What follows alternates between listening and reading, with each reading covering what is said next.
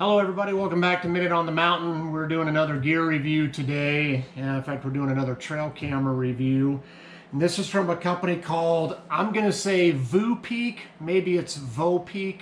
It's V-O-O-P-E-A-K, so to me that's Voopeak. And I'm doing the TC22 solar integrated trail camera. They asked me when I did the review video if I would also wear one of their shirts and a hat. I feel like Wayne and Garth on Wayne's World, if you know that scene where they're talking about selling their souls out for sponsorship and they're eating the Doritos and wearing the Reebok gear. That's kind of how I feel. Voopeak, I apologize, I didn't iron the shirt. The shirt's actually really nice. It's a nice thick material. Now it's a 2XL, and I am not a 2XL guy, and it's still pretty tight in the chest and shoulders. So if you buy their gear, be aware, they size small. The hat's got this funny thing going on the front. I don't know if it got bent in shipping. I tried to kind of reshape this. I can't get it to do it. But anyway, we're just going to live through it as we do the review. So let me do the unboxing. Let me show you what comes in this. Now, I've already opened this. I've actually already tested it. I had it in the mountains for 9 days and pulled it off, and then did some additional testing at home. And I'll explain why here in a minute. But let's just open up the box. Here is the camera itself. Again, I've already got one of the mounting straps on. It comes with 2 mounting straps. It's got this quick release and quick lock buckle, which is a nice feature. I actually do like that. It is a plastic buckle, not a metal buckle, but I like the quick clasp feature that it has. The solar panel, as you can see, is integrated right into the camera, so you don't plug it in externally like you do some other units. Now, it does come with a charging cord so that you can charge it through a USB connection before you take it out in the woods. So there's your charging cord, and that is what I did. I fully charged it before I took it out, and then I let it run for 9 days, as I mentioned, and when I pulled it off the tree, it still had 100% battery. Now, I didn't take many images, so again, we'll get into the details on that here in a minute, but as far as the battery life, it was 100% still when I picked it up. So let me pull out the user's manual, and we're going to give you some of the specs on this. Let me give you a couple measurements before we turn it off and show you the functionality. The solar panel measures 4 3/8 inches wide by 3 inches tall. The LCD screen that you have inside the camera, I took that down, is 1 3/4 by 2 1/4 inches. And it was bright in the field. I had it out on the mountain, and it was a sunny day when it came out, and I was able to see everything really well. Now, you notice I don't have an SD card in right now, so it's reminding me to insert the SD card. The functionality on the screen is pretty straightforward. Again, I'm not a tech guy, but it was easy to use between the menu button, the different modes that you can go through. So, you can set the interval as far as the trigger. You can set the sensitivity of the sensor to low, medium, or high. When I had it on the mountain, I did medium. When I came back home and tested it at home, I did both medium and high. It has a time-lapse feature, which is nice. It's got loop recording, which is nice. It has low battery at night. It's got a night shoot mode, and I didn't do any of that. I just kept it on the standard. Now, hopefully you can see this. This does take the full-size SD, not the micro SD. Which is no issue at all for me. So it was pretty easy to set up. I mean, it has all the same features that your typical trail camera has. I thought the manual was easy to go through, easy to follow. So it gives you all the different ways to set it up. I went and set it up on the mountain. Again, I had it up I set it up on a Sunday. I went and picked it up the following Monday. So that's 9 days, right? Sunday, Monday, Tuesday, Wednesday, Thursday, Friday, Saturday, Sunday, and then Monday. So 9 days on the mountain. I had it on the medium sensor. And when I went to pick up the camera, I intentionally stopped 20 yards from the camera and just stood there for 30 seconds to see if it would trigger from that far away, from 60 feet. Then I walked 5 yards closer, stood there for about 30 seconds to a minute to see if it would trigger from 15 yards, 45 feet. I did the same thing at 10 yards. I did the same thing at 5 yards. And I'll show you the footage that it picked up at those intervals. Hey everybody, welcome back to Minute on the Mountain. We're up to pull this trail camera from Voopeak. So hopefully we got some cool footage on it. I'm with my friend Kirk from church. He's been on another video where we were pulling a trail camera, so maybe that's the pattern. If I'm pulling a trail camera, he's gonna join me. But we're just gonna work up this draw, and then we'll turn to the west and head up and over the top and go grab it. So hopefully we got some cool footage on it. We'll look for sheds along the way. And rabbit season did start today. We took another little hike. I didn't record anything, and I did carry my shotgun with me on that hike, but we didn't see any rabbits. I'm not carrying my shotgun with me right now, so that means we probably will. But anyway, we'll tromp through here, see what we can see. Well, there's the camera, guys. I stopped at about 20 yards to see if it picked me up from 60 feet. I stopped again at about 15 yards, and again at about 10, and now we're only 5 yards away. So we'll see how many different times it triggered, and if it triggered it all the way out at 60. It'd be interesting to see if it did. But anyway, that'll be part of the review. So let's see, I can't remember if it has a battery life indicator, but let's see if the solar was able to keep it charged.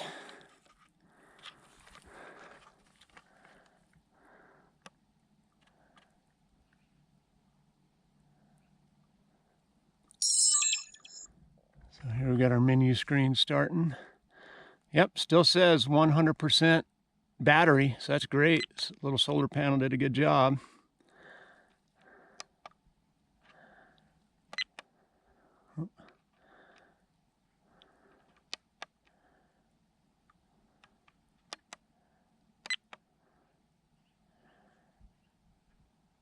So I'm not sure, I need to read the instructions, guys. I'm not sure how to go back to the previous shot. It's clearly not that. And I don't know if...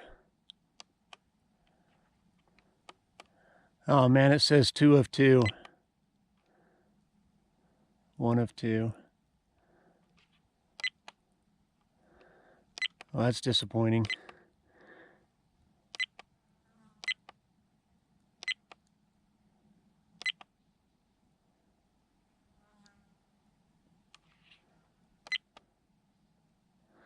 So it didn't pick up anything the week that it was out here.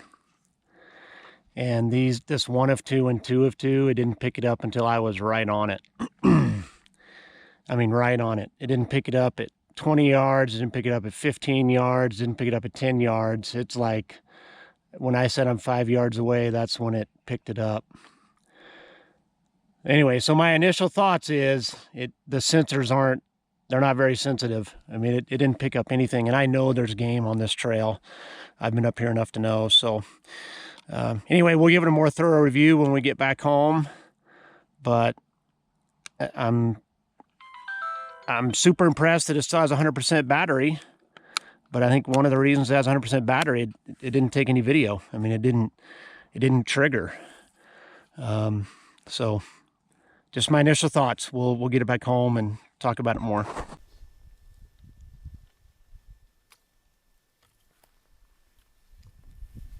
Well, let's see. I can't remember if it has a battery life indicator, but let's see if the solar was able to keep it charged. So as you can see, the camera didn't record anything until I was at the last spot, till I was at 5 yards. And that camera hung for 9 days, as I mentioned, and I don't have a single video. It didn't capture any footage of wildlife. Now, it's possible no wildlife came through on that trail. I understand that. I would be very surprised if that's the case. That's an area that I shed hunt a lot. Excuse me. It's an area where I have deer hunted in the past.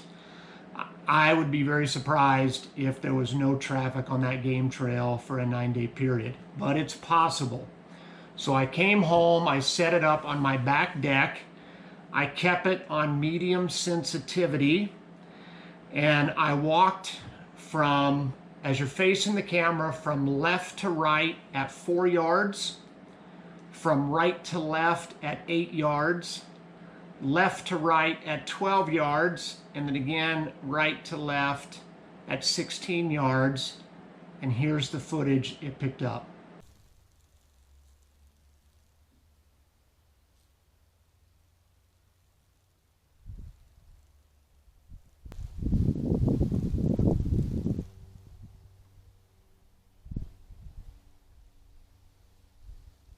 So you can see on the medium sensitivity level, it only picked up half of the times I walked across, and it did not pick up the one at 4 yards, the closest.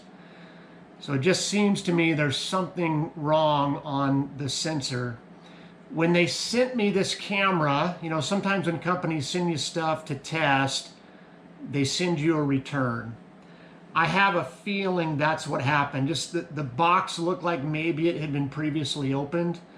I'm wondering if they sent me a return. So I thought, well, let me bump it up to high sensitivity. So I turned the sensor up to high. I did the same test, left to right at 4 yards, right to left at 8, left to right at 12, right to left at 16. And here's the footage that it picked up.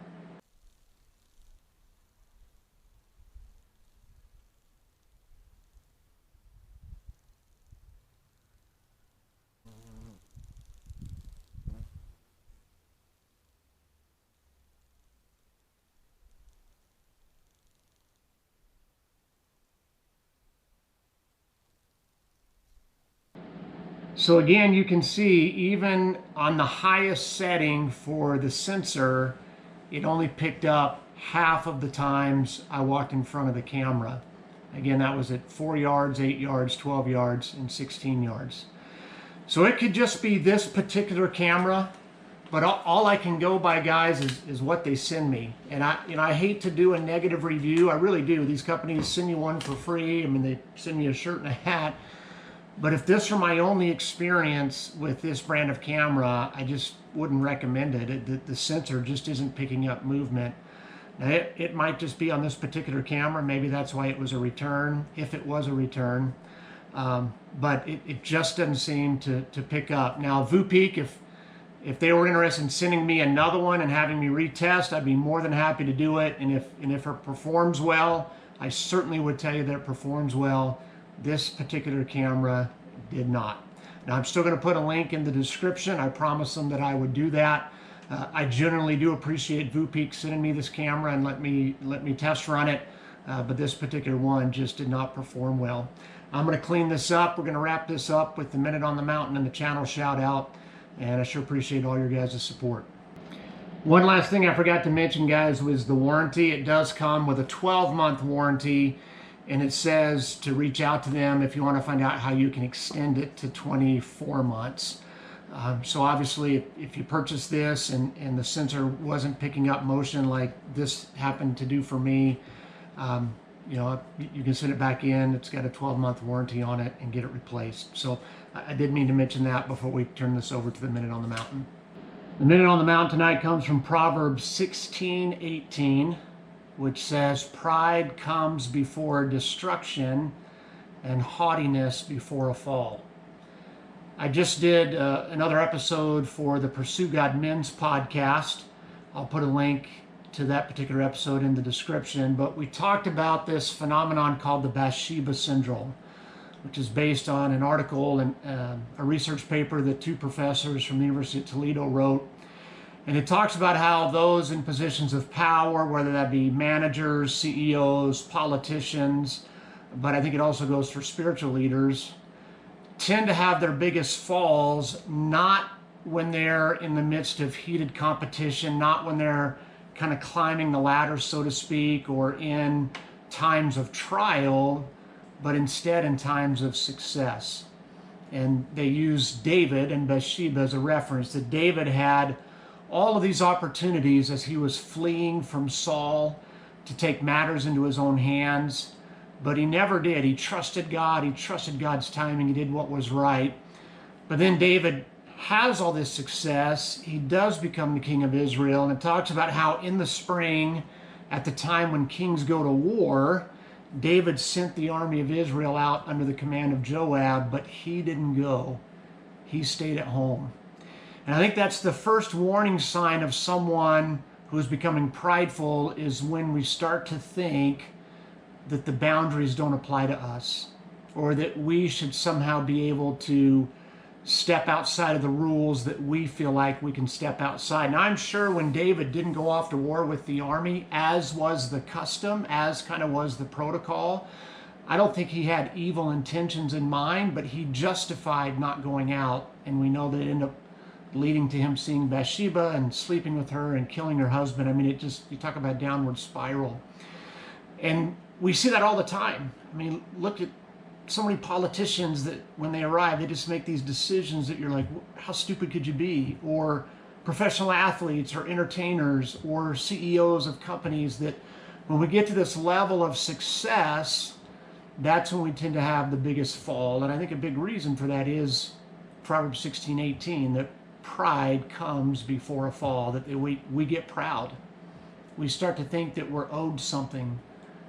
I confess, I've even had times in my life in ministry where I kind of feel like, I deserve God's blessing because I've been serving him or because I've been obedient in a certain area. What a foolish, arrogant thing to think.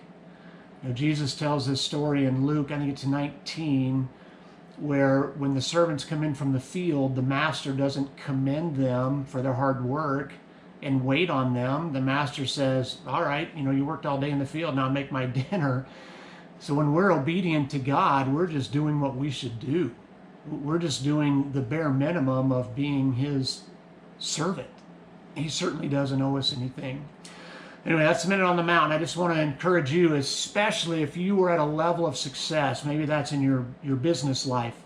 Maybe you've arrived financially, or maybe it is in ministry. Maybe you're in vocational ministry and things are humming in your ministry and you've had some success. Please be wary of pride. Don't let it cause you to fall. Thanks so much, guys, for watching. Appreciate all your support. We'll check you out the next time we're on the mountain.